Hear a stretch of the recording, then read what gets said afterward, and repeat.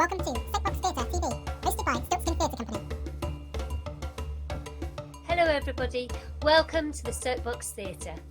Ian and I would like to say a huge thank you to all of you who are supporting us through this very weird time, and also to those who are supporting us with our crowdfunding campaign. Our next story is Stone Soup. Tilly worked in the circus. The circus that she worked in travelled from town to town in great big beautifully painted caravans, and each caravan was pulled by a lovely horse. Tilly loved sitting at the front of the caravan as the horse pulled it along, and she would look out across all of the different landscapes that they went by. Sometimes there were massive mountains with snow on the top and eagles flying around. Sometimes there were sweeping hills. Sometimes there were great big colourful fields with lots of different crops growing in, and sometimes there were gushing rivers. One day, Tilly and the circus came to a little town. The town was full of wooden houses with smoke rising up out of their chimneys. Each of the houses had wooden doors and little windows. Some of them had gardens in the front and some of them had gardens in the back. As the caravan went down the street, the cobbled street, Tilly noticed something very odd. There weren't that many people out and about. And also, usually, when the circus came to the town, children would run out of their houses cheering, "Yay, the circus has come to town!" And then the circus band would come out and they would bang their big drums, boo, boo, boo, and blow their trumpets. But this town was very quiet. Those people that were out and about, when they saw the circus, they hurried into their homes quickly and shut the doors and locked them. Very strange indeed, thought Tilly, and so did all of the other people that were in the circus. Eventually they came to the field where the circus was going to set up the big top. The caravans went round in a big circle and they began to put the big top up in the middle. Again, there were no people there. This was again incredibly strange. People usually came to help put up the big top. People usually came to chat and find out what was happening. But this time, the field was quiet. Only the people that were in the circus were there. Tilly, who was very wise, decided she would go and find out what was going on. And so she took off from the field back down into the town. When she got into the town, she saw a few people. "Hello," she called. But the people disappeared into their homes, locked the doors. Tilly did notice that some people were peeping from behind their curtains, so she waved to them as well. And they waved back, but then they disappeared. Thought Tilly, this is really very odd.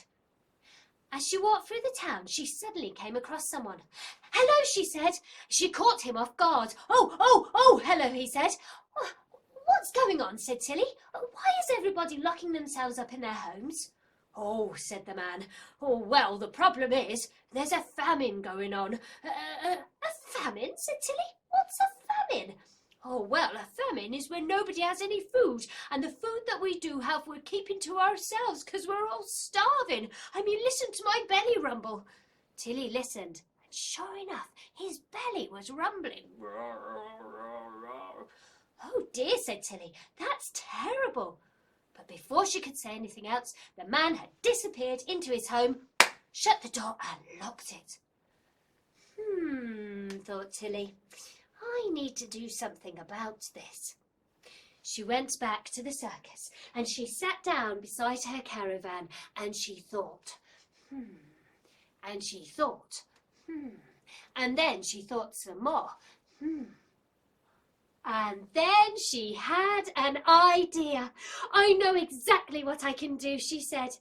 And so Tilly gathered together some logs and she took out her giant saucepan that she liked to make her food in and placed them on the logs. Then she went back down into the town, and she walked through the street, and she called out to everybody. "I can help you," she called. "I can help you. I'm going to make some soup back at the circus. I'm going to make stone soup." Now, people were listening behind their curtains. People were listening behind their doors. People were listening in their gardens. "Stone soup," they said to one another inside their homes. "Stone soup? You can't make stone soup." But this began to get people very intrigued indeed. And so families started to come out of their homes. They unlocked their doors, opened them, and walked out into the street. More and more of them came up the road and to where the circus was. And there was Tilly sat beside her saucepan on the logs. She waited until a great crowd had gathered all around her. "Hello," she said. "I really am very glad to see you." They were very quiet, and then Tilly heard it. Their tummies were rumbling. All of these people around her were so hungry. "I'm going to make you stone soup," she said.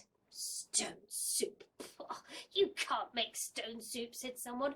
"I've never heard of stone soup," said someone else. "Oh, don't worry," said Tilly. "I'm going to make it right now." And so Tilly took a pitcher of water and she poured it into the saucepan. And then she lit the fire. The flames lapped up around the pan. And then Tilly took from out of the basket a stone. "Here it is," she said. "This is the stone that will make stone soup." And she placed the stone onto the ladle and dropped it into the water. People stood very intrigued as to what was going on. Tilly sat and looked into the soup bowl. "Oh," she said, "it's beginning to bubble." And, "Oh," she said, "it's beginning to smell delicious." "I can't smell anything," said someone from the crowd. "Oh, don't worry," said Tilly. "You soon will. It takes a little while for the smell to get to you." "But, oh," said Tilly, "what this soup would really need to make it even better is an onion." "Oh, I've got an onion," said someone from the crowd. And the person ran off, and then, just like that, they came back with the onion. Tilly took the onion. "Thank you," she said. "That's very kind of you." She took the onion, she peeled it, chopped it up, and dropped it into the soup. "Oh," she said, "yes, well done with that onion. This is really looking good. Oh, and it's smelling tasty too. But what this soup needs now is a carrot." "Oh, I've got one carrot. I might even have two," said someone from the crowd. "Oh, wonderful," said Tilly. And the person ran off to get their carrot, and then, just like that, they were back. They gave Tilly the 2 carrots. "Thank you," said Tilly. "I know that these are precious." And she chopped up the carrots and she dropped them into the water and stirred the soup. "Oh," said Tilly, "this is really looking good. But what this soup now needs is a cabbage." "Oh, I've got a cabbage," said someone. "Oh," said Tilly, "really?" "Oh, yes," they said. "I've been growing it in my garden." And they ran off, and then, just like that, they returned with their cabbage. Tilly took the cabbage and did a spin. "Woohoo!" she said. "What a beautiful cabbage. This cabbage will make this soup taste delicious." And she chopped up the cabbage and she plopped it into the soup. "Oh," she said, "this soup needs something else." "I've got some beans," said someone. "Beans," said Tilly. "Of course, beans would be wonderful." And they ran off, and just like that, they were back with their beans. Tilly took the bag of beans and she dropped them in and stirred them. By now, steam was rising up out of the pan, swirling and twirling, and as it drifted out on the breeze, people began to smell it. "Oh," they said. "Oh," they called. "This soup smells delicious. It smells divine." More and more people began to bring different things to put into the soup. Tilly took them and thanked them and twirled for them because they had given her something to put in. She chopped up things and she squeezed things and she just threw things in because there were so many lovely things. And she stirred that soup. And as the soup began to bubble and boil, people's tummies were really rumbling. The smell was so incredible. "The last thing we need," said Tilly, "is some seasoning." And somebody brought some salt. "Oh, thank you," said Tilly. And she poured it in. And somebody brought some pepper. "Oh, thank you," said Tilly. And she ground that in. And she stirred it. And then, "Oh," she said, "the soup is ready." "Oh, but Tilly, oh no," she said, "I don't have enough bowls." As she said that, people disappeared. Vroom, they had gone. And then, just like that, they reappeared. There were all sorts of things to eat from. There were bowls, and there were mugs, and there were cups, and there were plant pots. People were so hungry. As people gave her things, she poured in the soup and handed it back. Oh, so many bowls, so many cups, so many mugs, and a plant pot. Oh, there we go. Tilly sat and she watched as people ate. And people began to smile, and people's tummies stopped rumbling. People were overjoyed. They had finally had something delicious to eat. As they did that, Tilly took out the stone. She washed it, and then she gave it to a little boy.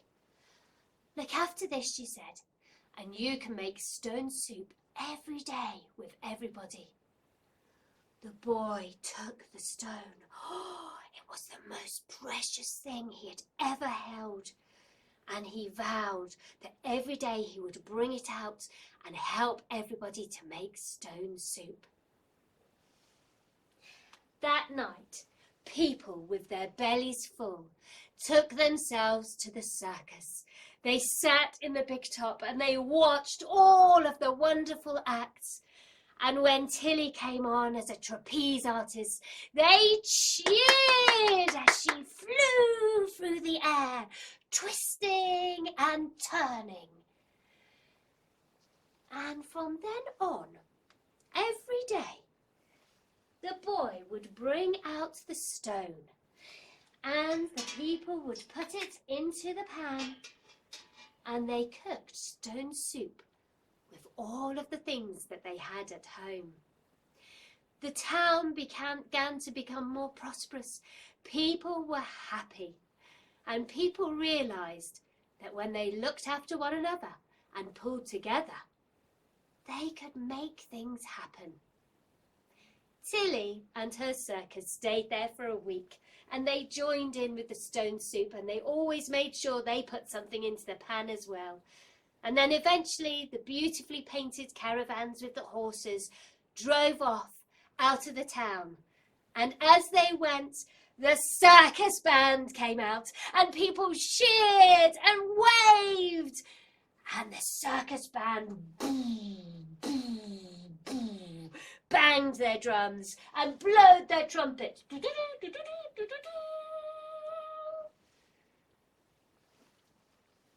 And that is the end of the story.